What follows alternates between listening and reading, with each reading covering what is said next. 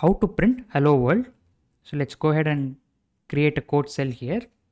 So this is how we are going to do this. Print open brackets, and within that you have hello world, right? So you have to add hello world within quotes. Okay, so you have to add this hello world within quotes. Now we can run this and we get our desired output.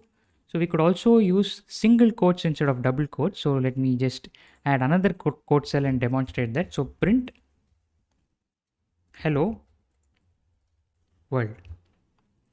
So we get the same output. So whatever you have here, okay, so this object here with the quotes, right? So this entire object that I've highlighted, that's called a string in Python. So this is the same string that I've written down here.